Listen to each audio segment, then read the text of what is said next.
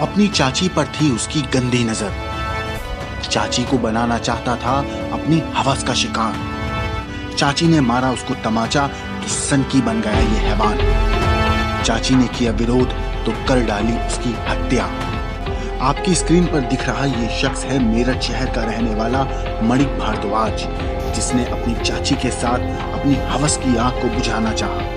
जब उसमें नाकाम रहा तो चाची को मौत के काले अंधेरों में धकेल दिया। असल में मणिक भारद्वाज की अपनी चाची पर काफी लंबे वक्त से गंदी नजर थी। पुलिस के मुताबिक मणिक भारद्वाज अपनी हवस को मिटाने के लिए मृतका के घर गया।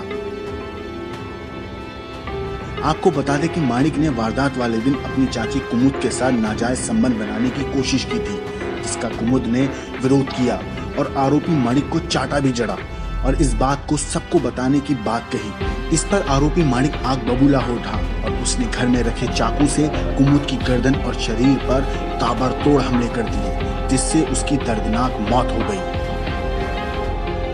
मृतका के पति का जो भतीजा था माणिक भारद्वाज, उसके द्वारा ये घटना कारित की गई है। सख्ती से पूछताछ में इसके द्वारा बताया गया कि ये पहले भी 2-3 बार ये प्रयास कर चुका था कि अपनी चाची के साथ ये संबंध बनाए, परंतु कल जब इसके चाची के घर पे उसके दोनों बच्चे अपने कॉलेज गए थे पढ़ने के लिए, घर में कोई नहीं था, इसने ऐसा प्रयास किया तो चाची के द्वारा विरोध किया गया, इसको थप्पड़ मारा गया और कहा गया कि मैं इसके बारे में तुम्हारे घर वालों को बता दूंगी।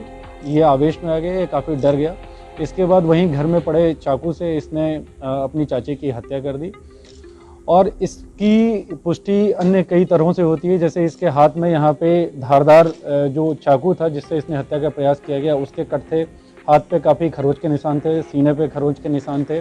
उसके बाद जो इसने चप्पल पहन रखी थी उसके ऊपर खून के छींटे थे। उसके बाद ये भी बात संज्ञान में आई और तस्दीक हुई कि ये 8 बजे भी सुबह नहा चुका था। उसके बाद घटना लगभग 9:30 बजे के आसपास की थी। उसके बाद 10 बजे दोबारा ये नहाया।